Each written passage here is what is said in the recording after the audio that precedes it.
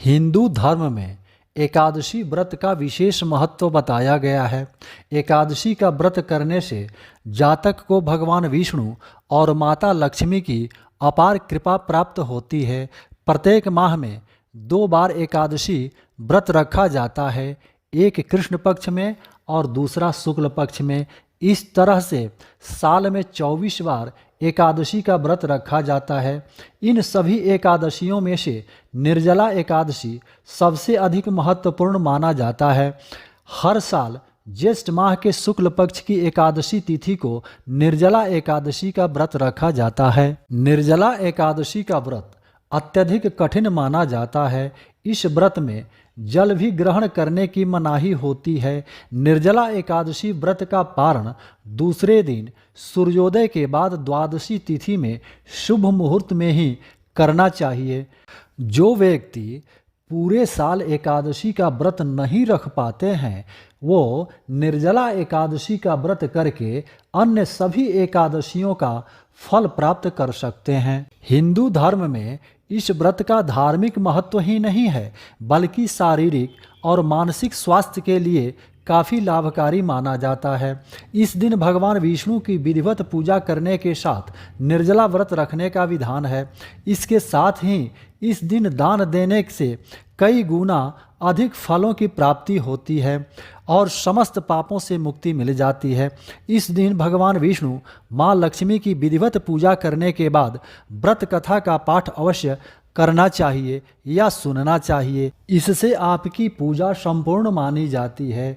अब आइए सुनते हैं निर्जला एकादशी व्रत कथा। पौराणिक कथा के अनुसार महर्षि व्यास जी से भीमसेन बोले कि हे पितामह, भ्राता युधिष्ठिर, माता कुंती, द्रौपदी, अर्जुन, नकुल और सहदेव आदि सब एकादशी का व्रत करने को कहते हैं, परंतु महाराज मैं उनसे कहता हूँ कि भाई, मैं भगवान की भक्ति पूजा आदि तो कर सकता हूँ, दान भी दे सकता हूँ, परंतु भोजन के बिना नहीं रह सकता। इस पर व्यास जी कहने लगे कि हे भीमसेन, यदि तुम नरक को बुरा और स्वर्ग को अच्छा समझते हो तो प्रति मास की दोनों एकादशियों को अन्न मत खाया करो। भीमसेन बोले कि हे पितामह, मैं तो पहले ही कह चुका हूँ कि मैं भूख सहन नहीं कर सकता। यदि वर्ष भर में कोई एक ही व्रत हो तो वह मैं रख सकता हूँ, क्योंकि मेरे पेट में वृक नाम वाली अग्नि है, सो मैं भोजन किए बिना नहीं रह सकता। भोजन करने से वह शांत रहती है, इसलिए पूरा उपवास तो क्या एक समय भी बिना भोजन किए रहना कठिन है। अतः आप मुझे कोई ऐसा व्रत बतलाइए जो वर्ष में केवल एक ही बार करना पड़े और मुझे स्वर्ग की प्राप्ति हो जाए। श्री व्यास जी बोले कि हे पुत्र, बड़े बड़े ऋषियों ने बहुत शास्त्र आदि बनाए हैं, जिनसे बिना धन के थोड़े परिश्रम से ही स्वर्ग की प्राप्ति हो सकती है। इसी प्रकार शास्त्रों में दोनों पक्षों की एकादशी का व्रत मुक्ति के लिए रखा जाता है। व्यास जी के वचन सुनकर भीमसेन नरक में जाने के नाम से भयभीत हो गए और कांप कर कहने लगे कि अब क्या करूं? मास में 2 व्रत तो मैं कर नहीं सकता, हाँ वर्ष में एक व्रत करने का प्रयत्न अवश्य कर सकता हूँ। अतः वर्ष में एक दिन व्रत करने से यदि मेरी मुक्ति हो जाए तो ऐसा कोई व्रत बतलाइए। यह सुनकर व्यास जी कहने लगे कि वृषभ और मिथुन की संक्रांति के बीच ज्येष्ठ मास के शुक्ल पक्ष की जो एकादशी आती है उसका नाम निर्जला है। तुम उस एकादशी का व्रत करो। इस एकादशी के व्रत में स्नान और आचमन के सिवा जल वर्जित है।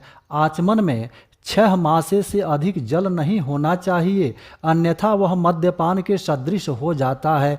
इस दिन भोजन नहीं करना चाहिए, क्योंकि भोजन करने से व्रत नष्ट हो जाता है। यदि एकादशी को सूर्योदय से लेकर द्वादशी के सूर्योदय तक जल ग्रहण न करे तो उसे सारी एकादशियों के व्रत का फल प्राप्त हो जाता है। द्वादशी को सूर्योदय से पहले उठकर स्नान आदि करके ब्राह्मणों को दान आदि देना चाहिए। इसके पश्चात भूखे और सतपात्र ब्राह्मणों को भोजन कराकर फिर आप भोजन कर लेना चाहिए। इसका फल पूरे 1 वर्ष की संपूर्ण एकादशियों के बराबर होता है।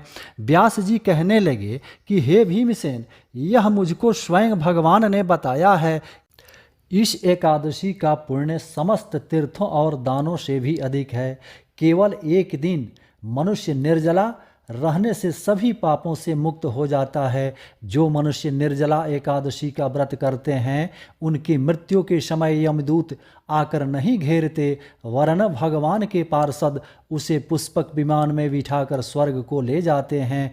अतः संसार में सबसे श्रेष्ठ निर्जला एकादशी का व्रत है, इसलिए यत्न के साथ इस व्रत को अवश्य करना चाहिए। उस दिन ओम नमो भगवते वासुदेवाय इस मंत्र का जप करना चाहिए और गौदान करना चाहिए। इस प्रकार व्यास जी के आज्ञानुसार भीमसेन ने इस व्रत को किया। इसलिए इस एकादशी को भीमसेनी या पांडव एकादशी का व्रत भी कहा जाता है। निर्जला व्रत करने से पूर्व भगवान से प्रार्थना करना चाहिए कि हे भगवान, आज मैं निर्जला एकादशी का व्रत रख रहा हूँ, दूसरे दिन भोजन करूँगा।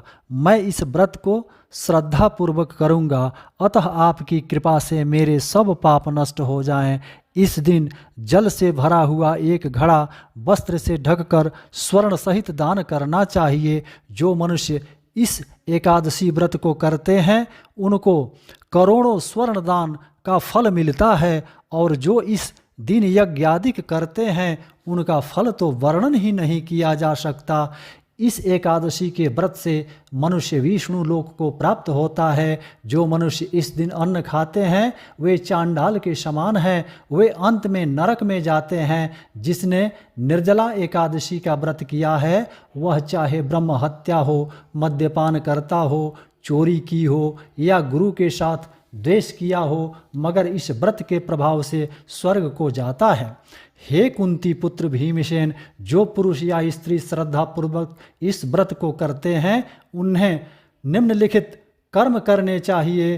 प्रथम भगवान का पूजन, फिर गौदान, ब्राह्मणों को मिष्टान व दक्षिणा देनी चाहिए तथा जल से भरे कलश का दान अवश्य करना चाहिए। निर्जला व्रत के दिन अन्न, वस्त्र, उपाहन यानी जूते आदि का दान भी अवश्य करना चाहिए। जो मनुष्य श्रद्धा एवं भक्ति पूर्वक इस कथा को पढ़ते हैं या सुनते हैं उन्हें निश्चय ही स्वर्ग की प्राप्ति होती है।